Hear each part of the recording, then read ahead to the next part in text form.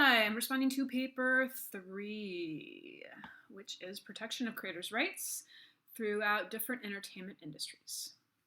Yay. The job of the artist is all about creation. Many collaborators from different creative fields will often come together in teams to work on books, comics, video games, albums, shows, and more. This often leads to an amazing finished work with the creator's talent being showcased, and sometimes that work will explode into popularity. Sometimes.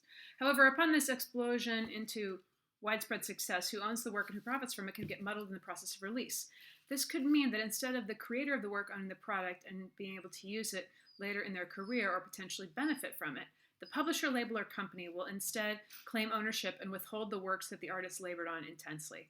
As I believe I've said before, you're a strong writer, and my cat also has an opinion about your paper, apparently. But I feel like that sentence, I mean, you've done it all correctly because you have that skill. I don't even like to say correctly. You've done it all with standard grammar and all that. But I still feel like your ideas might be clearer if that was chopped up. It's a long sentence with a lot of pieces. And although Herman Melville wrote that way, you don't have to. Let me put it that way. When this type of thing occurs, it is almost always to the detriment of the creator in question, and to the benefit of a large company who's taking advantage of the intellectual rights of the creator. Yep.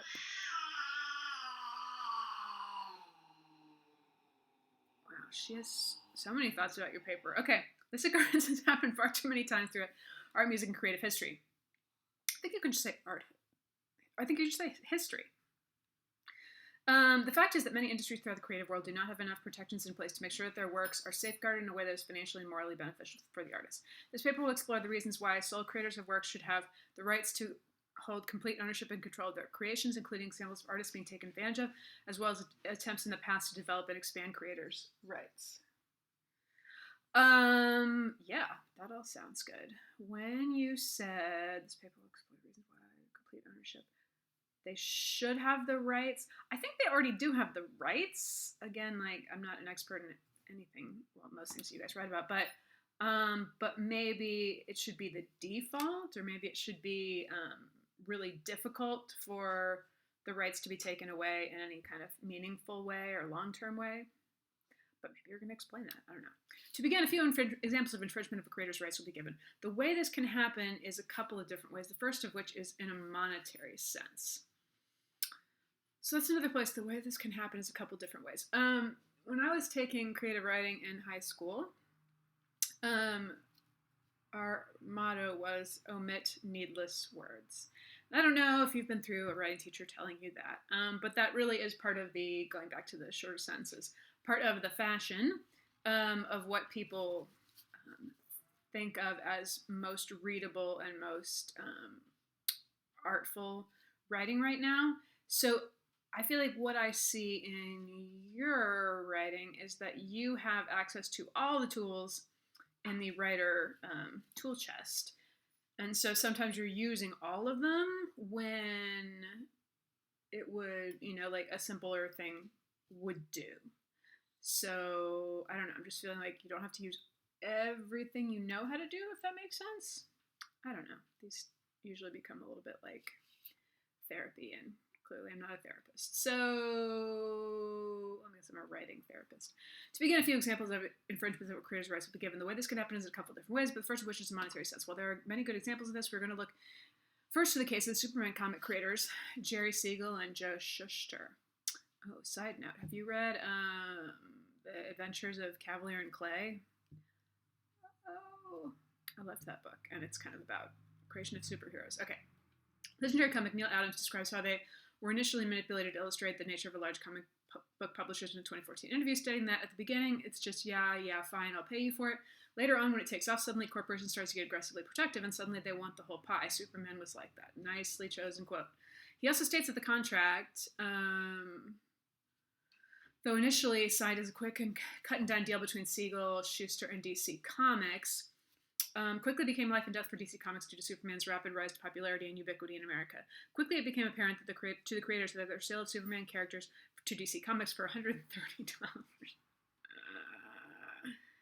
Oh my God, wasn't even comparable to the revenue from the millions of copies printed across the country. I think again another place thing you can say wasn't even comparable to the revenue stream that result like the revenue Superman generated, or maybe something like that. Though this example is a relatively early one in the history of modern superhero comics, it foreshadows many of the cases to come in the 20th century. Okay. Also in the realm, I love foreshadowing. Also in the realm of comics exists a famous dispute between Jack Kirby and Marvel. Kirby, being a prolific creator of comics and one of Marvel's best-known artists, had made hundreds and hundreds of pages of drawings and stories during the years he worked at the comics publisher. However, due to the way Marvel's contracts for its artists and such, its artists, Kirby never received proper credit or compensation for a majority of the work he did. Well, I guess we have to ask ourselves, though, what is proper? I mean, I think he should have gotten much more, for sure. But proper maybe then isn't the word you want to use, but like a very small, focusing on how he got a very, very tiny proportion of the credit, maybe? Anyway. The prolific creator of the Fantastic Four had this to say about his control over it. I was never given credit for the... You just said a quote so nicely. I was never given credit for the writing I did. It was my idea to do the Fantastic Four the way it was. I was faced with the frustration of having to come up with new ideas and having them taken from me. Kirby would leave and return to Marvel several times, criticizing them for their habit of snubbing creators' rights. Then why did he return? This in turn...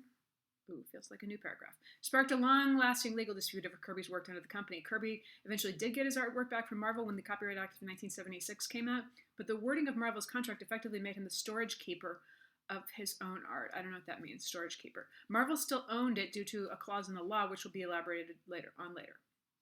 Okay. Kirby's heirs would eventually fight in his name for proper compensation for his work after his death, especially after the widespread success of Marvel Cinematic Universe. Yeah. Man, all of which is based directly on Kirby's work. Oh my god, so much money. Marvel would eventually settle the suit to avoid having to pay out millions in profits from their movies to Kirby's heirs, but only after it became clear that the case might end up landing in the Supreme Court. Okay, I was like, do we need to know that? I don't know, maybe we do. This goes on to show that even the work of a creative intellect as great as Jack Kirby can be manipulated and treated like an asset by a huge corporation. Further shows there ought to be more stringent rules protecting creators from things like this happening. Okay. Let me back up a little bit here. So this fight for his name.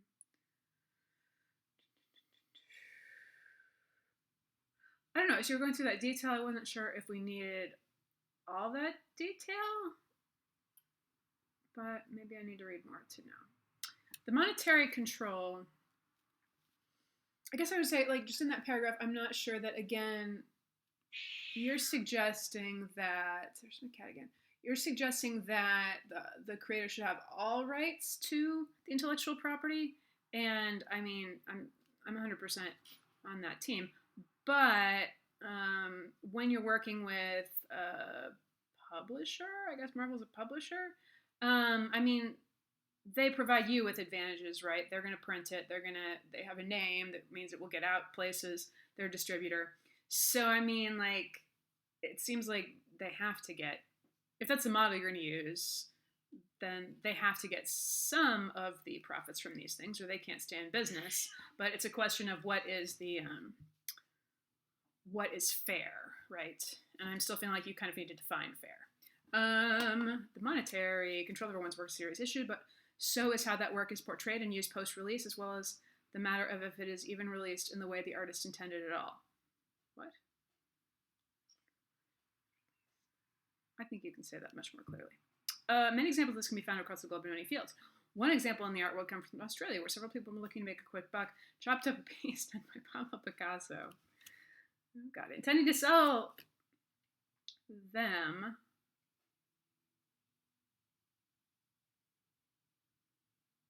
Sell the pieces, pitched as individual original Picasso pieces. Okay, the reason that sentence seems a little bit weird is because the only they in that sentence that we can refer back to when you say them is the people. And I know you mean, maybe this is being really nitpicky, but I was kind of stumbling over it because if you say chopped it up into pieces, intending to sell those pieces, I don't know, maybe I'm just going crazy here, but that could be tweaked. One of the entrepreneurs quoted saying, if this works, we're going to be putting the chop to a lot of old masters. What an asshole. Many other examples can be found of artists claiming vandalism or egregious deeds. Claiming? But there are also other examples that come from other industries, in particular music. I think more than claiming. I would use a stronger word there, because I'm guessing you want to say that really happened, and I believe you. One example is debacle. That's a great word. That's not how you say it, debacle. Involving stoner doom metal outfit Sleep. During their rise to underground success in the mid to late 1990s, the band had signed to the label London Records for the release of their third album. The third album consisted of a single song lasting over an hour, written over a period of 4 years. Miranda, seriously. Title is either Jerusalem or Dope Smoker by the band. I'd go with Dope Smoker. I don't know. The band's experimental direction did not please the label, who had the album heavily edited by an editor not in contact with the band. Ownership issues. Yeah. This led to an immense tension between the label and band, who refused to release the record in any form that was edited beyond its original state. Ultimately, Sleep... Oh, I think you need to indent there. Ultimately, Sleep disbanded due to this confrontation, and the album ended up being released and bootlegged across different labels and mediums throughout the 2000s. The album existed in this limbo state until Sleep reunited in 2009 and put the album out on Southern Lord Records, a label that prides itself on fully realizing the artistic desires of an artist in a records release. Oh, I'd love to know more about them. Wait. The album existed in this blah, blah, blah, and put the album out on Southern in its full glory, and that's confusing, too. But the resulting fall in the band's dissolution had a lasting effect, as they've only released one other album to date and are back on indefinite hiatus. Okay, yeah, there's so much in that sentence. So many ideas, you definitely need at least 2 or 3 sentences. This dispute over an experimental